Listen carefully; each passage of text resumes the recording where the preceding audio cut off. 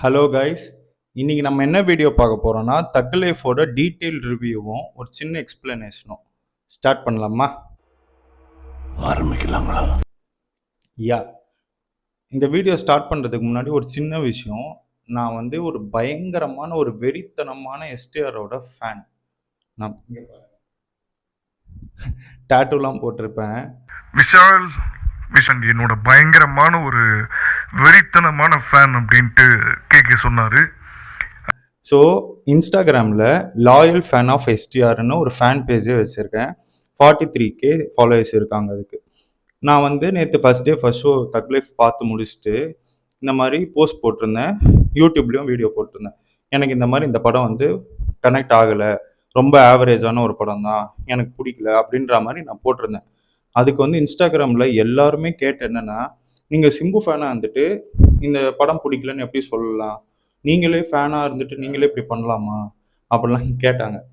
So அவங்களுக்கும் சேர்த்து தான் இந்த வீடியோ. ஸோ வாங்க இப்போ ஸ்டார்ட் பண்ணுவோம். என்னென்னா, எனக்கு ஃபஸ்ட்டு தக் லைஃப்பில் இருக்கிற பாசிட்டிவ்ஸ்லாம் பேசணும்னு நான் நினச்சிட்டே இருந்தேன். ஃபஸ்ட்டு என்னென்னா, கமல் சார் இருக்கார்ல, அவரோட ஆக்டிங்கை பற்றி நம்மலாம் சொல்கிறதுக்கு எனக்குலாம் வயசேவும் இல்லை, யாராலையுமே சொல்ல முடியாது. அப்படிப்பட்ட ஒரு ஆக்டிங் அவர். எஸ்பெஷலாக இந்த படத்தில் அவர் கொஞ்சம் செம்மையாகவே நடிச்சிருந்தார். சின்ன சின்ன நுணுக்கங்கள்லாம் சூப்பராக பண்ணியிருந்தார். எக்ஸாம்பிளுக்கு ஸ்பாய்லர், சாரி, இதுக்கப்புறம் என்ன இருக்குது ஸ்பாயில் பண்ணுறதுக்கு. ஸோ அவர் ஜெயிலேருந்து வெளில வந்துட்டு ட்ரிஷா வீட்டுக்கு போவார். ஸோ 3 days அங்கே இருந்துட்டு இப்போ வந்து காரில் கிளம்பிடுவார். கிளம்பும்போது வையாபுரி சார்கிட்ட சொல்லுவார், வண்டியை வீட்டுக்கு விடுறான்னு ஒன்று. அப்படி வண்டி மூவ் ஆகும்போது இப்படி ஒரு ஜர்க்கு கொடுப்பாரு. ஸோ அந்த மாதிரி விஷயங்கள்லாம் அவரை தவிர யாராலையுமே அது பண்ண முடியாது. இன்னொரு சீன் என்னென்னா, வீட்டுக்கு போயிட்டு அந்த அபிராமி மேம் கிட்ட வந்து அவங்க கோச்சிக்கிட்டு இருப்பாங்க. ஸோ அங்கே ஒரு சீன் ஒன்று நடக்கும். அப்போது என்னை சக்திவேல்னு கூப்பிடுறேன் அப்படின்னு சொல்லிட்டு லைட்டாக அழுவார். அப்போ இந்த இடம் வந்து அப்படியே துடிக்கும். ஸோ அந்த மாதிரிலாம் யாருமே பண்ணவே மாட்டாங்க. அதெல்லாம் வந்து அவரால் மட்டும்தான் முடியும். இன்னொரு நல்ல சூப்பரான ஒரு சீன் என்னென்னா, அந்த பீச் சீனில் என்னை வந்து அடித்த ஒரே பொண்ணு நீ தாண்டி, என்னை கூப்பிடுறீ, என் பேரையாவது ஞாபகம் வச்சுக்கோயேன் அப்படின்னு ஒரு மாதிரி ரொம்ப ஃபீல் பண்ணி நடிச்சிருப்பார். மெயினாக இந்த படத்தில் டப்பிங்லேயே அவர் கலக்கியிருப்பார். நிறைய விஷயங்கள் டப்பிங்கில் அவர் சூப்பராக பண்ணியிருப்பார். ஸோ இந்த மாதிரி பாசிட்டிவ்ஸ் அவர்கிட்ட இருக்குது. எஸ்டிஆர் சார்கிட்ட வரலாம். அவர் இந்த படத்தில் வந்து ஒரு பெரிய ஆக்டர் இருக்காங்க, உலகநாயகன் ஒருத்தர் இருக்கார், மணி சாரோட டைரக்ஷன். ஸோ அப்படி இருக்கும்போது ஒரு சின்ன நர்வஸ்னஸ் இருக்கும். ஆனால் அது எதுவுமே ஸ்க்ரீனில் தெரியாது. ரொம்ப அசால்ட்டாக லெஃப்ட் ஹேண்டில் டீல் பண்ணுற மாதிரி ரொம்ப நக்கலாகவும் திமுறாகவும் அப்படிலாம் ஒரு நிறையா சீன் பண்ணியிருப்பாங்க. ஸோ அதெல்லாம் வந்து சூப்பராக பண்ணியிருப்பார். இந்த மாதிரி நிறையா பாசிட்டிவ்ஸும் இருக்குது. விஷுவல்ஸ்லாம் சூப்பராக இருந்துச்சு. ஒரு ஆங்கிளும் எல்லாமே நல்லா இருந்துச்சு. பட் ஸ்டோரியும் ஸ்க்ரீன் பிளேவும் நல்லாவே இல்லை. இப்போ அந்த மாதிரி நெகட்டிவ்ஸும் இந்த படத்தில் நிறையா இருக்குது. அப்படி கேட்டாங்களா, நீ எப்படி இந்த படம் பிடிக்கலன்னு சொல்லலான்ட்டு நான் கேட்குறேன். சில கொஸ்டின்ஸ்லாம் எனக்கு இருக்குது. ஃபஸ்ட்டு என்னென்னா, ரங்கராய சக்திவேல் அவர் என்ன பிஸ்னஸ் பண்ணுறாரு இந்த படத்தில், அதுக்கான டீட்டெயில் எதுவுமே இல்லை. அவர் ஆக்சுவலாக நீங்கள் யாருமே கவனிச்சிருக்க மாட்டீங்க. அந்த படத்தில் அவர் என்ன ஒர்க் பண்ணுறாருன்னு ஒரு சீனில் தெரியும். அது சொன்னால் நீங்களே ஆச்சரியமாக அப்படியான்ட்டுலாம் இருக்கும். அந்த படத்தில் ஆக்சுவலாக அவர் வந்து ரியல் எஸ்டேட் பிஸ்னஸ் பண்ணிட்டு இருப்பார். உங்கள் யாருக்காவது தெரியுமா அது? அப்போ அந்த அளவுக்கு தான் இருக்குது ரைட்டிங். அது பெரிய மிஸ்டேக். அடுத்து 2வது பாயிண்ட் என்னென்னா, இவர் சக்திவேல் வந்து அமரை வந்து தன்னோட பையன் மாதிரி வளர்க்குறாரு சின்ன வயசுலேருந்தேன்னு சொன்னாங்க. இவரும் வந்து நீங்கள் என்ன பையன் மாதிரி பார்க்குறேன்னு சொன்னீங்க, அப்புறம் ஏன் சந்தேகப்பட்டீங்கன்னு கேட்பார். இவர் சந்தேகப்படுறதுக்கு கூட ஒரு ரீசன் இருக்குது. என்னென்னா, இப்போ அமர் வந்து அந்த வில்லன் டீமோட ஒரு பிஸ்னஸ் விஷயமா டீல் பண்ணிட்டு இருக்கான்.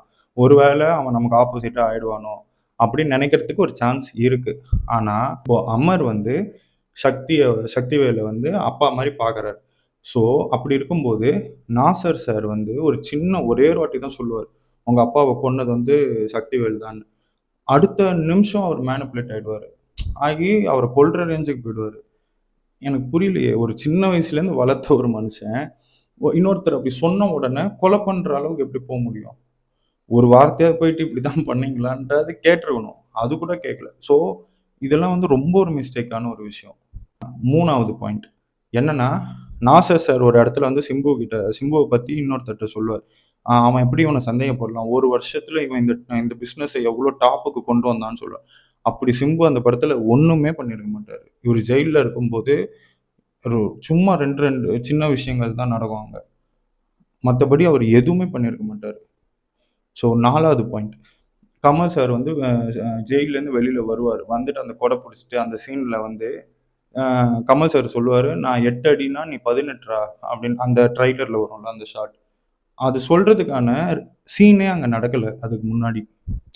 அந்த டிஸ்கஷன்ல கூட அவங்களுக்கு சண்டை தான் நடக்குமே தவிர, இவரு வந்து ஒரு விஷயம் பண்ணி அது செம்மையா கிளிக் ஆயிடுச்சு அப்படின்ற மாரி எதுவுமே அங்க நடந்திருக்காது. ரங்கராய சக்திவேல கொன்னாச்சு. அமர் வந்து அந்த இடத்துக்கு வந்துட்டாரு. இப்ப இதுக்கப்புறம் இவரு பயங்கரமா எதா பண்ணுவாருன்னு பார்த்தா, இவரு நேரா ட்ரிஷா வீட்டுக்கு போய் நிக்கிறாரு. அதுக்கு வந்து அவரு ஒரு எக்ஸ்ப்ளனேஷன் வேற குடுப்பாரு ட்ரிஷா கிட்ட. என்னன்னா, அவரு வந்து சந்திரான்னு என் தங்கச்சிய தான் தேடி போனாரு. ஆனா உன்ன கூட்டிட்டு வந்துட்டாரு. அப்ப நீ எனக்கு தானே சொந்தம் அப்டின்னுவாரு. இதெல்லாம் என்னங்க டயலாக் இது? என்ன ரைட்டிங் இது? ஸோ இந்த மாதிரி இந்த படத்துல நெறைய மிஸ்டேக்ஸ் இருக்கு. ஸோ என்ன கேட்டாங்கல்ல, "நீங்க எப்படி சிம்பு ஃபேன் வந்துட்டு சொல்லலாம்? கமல் சார் இருக்காரு, சிம்பு சார் இருக்காரு, இவ்ளோ பெரிய கேஸ்டிங், டெக்னீஷியன்ஸ்லாம் பெரிய பெரிய டெக்னீஷியன்ஸ். இந்த படத்த நீ எப்படி நல்லா இல்லன்னு சொல்றன்னு?" கேட்டாங்க. நான் ஒரு சின்ன எக்ஸாம்பிள் சொல்றேன். இப்போ ஒரு கார் எடுத்துக்கோங்க. கார்லயே இப்போ ஒரு ரோல்ஸ் ராய்ஸ் கார் எடுத்துக்கலாம். இப்போ வந்து அந்த கார பயங்கரமா கலர்ஸ்லாம் சூஸ் பண்ணி, எல்லாம் ரெடி பண்ணி, சூப்பரா எடுத்துட்டு வந்து நிப்பாட்டிட்டு, 4 டயரையும் கழட்டி வச்சுட்டோம்னு வச்சுக்கோங்க. அவ்வளோ பெரிய ரோல்ஸ் ராய்ஸ் 1 இன்ச் கூட நகராது. அந்த 4 டயரு தான் ஸ்க்ரீன் பிளே. ஸோ கேஸ்டிங் எவ்வளோ பெரிய ஆள் இருந்தாலும், எவ்வளோ பெரிய ஆக்டர்ஸ் இருந்தாலும், டெக்னீஷியன்ஸ் இருந்தாலும், ஸ்டோரியும், ஸ்க்ரீன் பிளேவும் நல்லா இல்லன்னா, அந்த கதை 1 இன்ச் கூட நகராது. ஸோ எல்லாருக்குமே அவங்களுக்குன்னு ஒரு ஃபேவரட் ஆக்டர்ஸ் இருப்பாங்க தான். அவங்க படம் வந்தாலே நம்ம செலிப்ரேட் பண்ண தான் செய்வோம். ஆனா, நம்ம தலைவர நம்ம மட்டும் ரசிச்சா பத்தாது. எல்லாருமே ரசிக்கணும். அதுக்கு ஏத்த படம் அவங்க பண்ணணும். அப்படி பண்ணலன்னா, நல்லா இல்லன்னு சொல்லணும். அப்படி சொன்னா தான், அவங்களுமே ஒரு நல்ல படம் சூஸ் பண்றதுக்கு யோசிப்பாங்க. நீ என்ன படம் குடுத்தாலும் நான் ரசிக்கிறேன். நீ ஒரு குப்பை படத்த குடுத்தாலும் நான் ரசிக்கிறேன்னா, அவருமே நெக்ஸ்ட் லெவலுக்கு போமாட்டாரு. இவங்க என்ன படம் குடுத்தாலும் ரசிப்பாங்க. ஸோ எதுவா வேணா பண்ணலாம் அப்படின்னு பண்ண முடியாது. அவங்களுமே நெக்ஸ்ட் ஸ்டெப் போணும்னா, நம்மளோட டேஸ்ட்டும், சாய்ஸஸும் நல்லபடியா வைக்கணும்.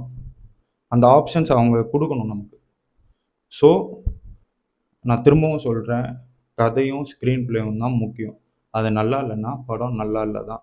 எனக்கு தக் லைஃப் புடிக்கல. Thank you guys. என்னதான் பேசினாலும் மனசு கஷ்டமா தான் இருக்கு. பட் எங்க தலைவன் கண்டிப்பா வருவாரு.